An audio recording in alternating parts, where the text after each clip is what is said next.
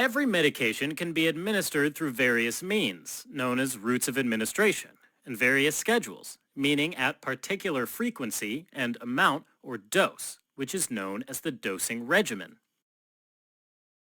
Alright, so routes of administration are broken down into three main categories: enteral, parenteral, and topical. In enteral administration, which is the most common form, the medication is administered through the gastrointestinal tract.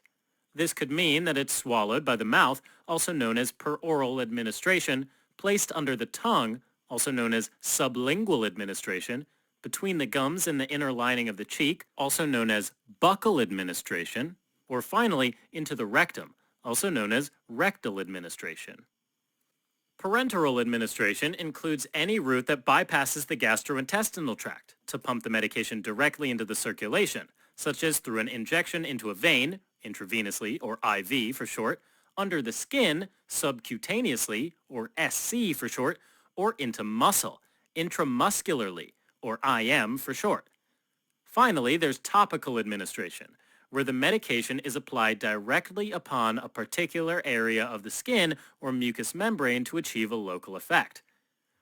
For example, antifungal creams to treat athlete's foot.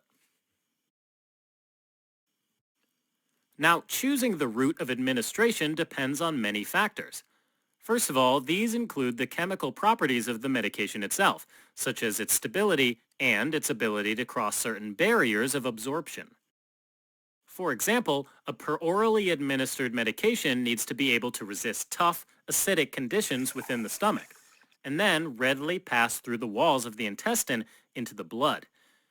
In addition to this, blood coming from the gastrointestinal tract is first directed to the liver. And that's where many medications get broken down or metabolized before gaining their entry ticket to the systemic circulation.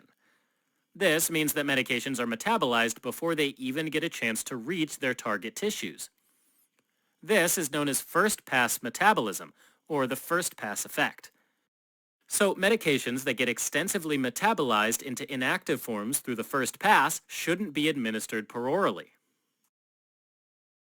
In contrast, IV administration allows medications that are less stable or less capable of being absorbed through the gastrointestinal tract to be directly administered into the bloodstream, which is also beneficial for medications that have a major first-pass effect. Next, another factor that should be taken into account is the urgency of the situation. So, for example, peroral medications take time to get absorbed in the GI tract, so they produce an effect much more slowly than intravenous ones. And for this reason, intravenous administration is usually preferred in emergency settings and during surgical procedures. On the flip side, oral preparations are much easier to take at home, and they don't need any special equipment.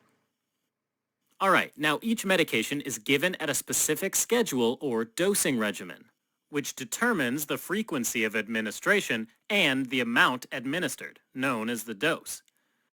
The regimen is important since it affects the onset of action, or the time it takes for a medication to start working and produce an effect, as well as the duration of action, which is the total length of time during which a medication produces an effect. So there are three main types of dosing regimens. First, there's single dosing, meaning that only one dose of a medication is administered. Let's plot this onto a graph with the drug concentration in plasma on the y-axis and the time on the x-axis.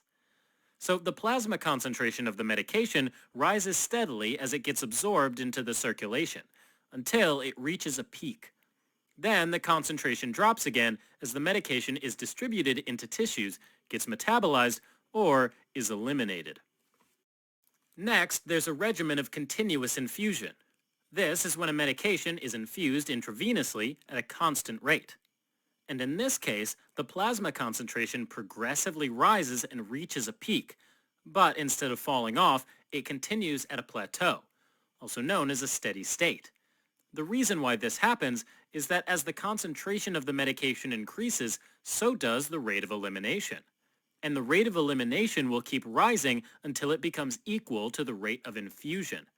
So the steady state is when the rate of infusion equals the rate of elimination.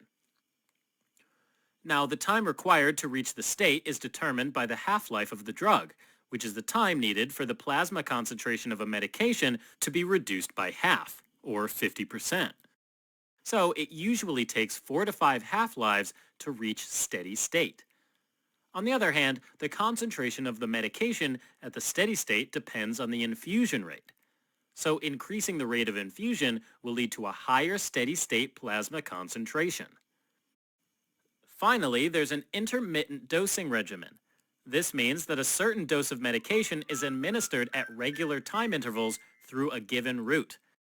If the next dose of a medication is administered before the previous dose has been completely eliminated, the plasma concentration will once again progressively rise. In this case, though, it will fluctuate between peaks and troughs. And the rate of elimination will increase along as well, until it matches the rate of administration.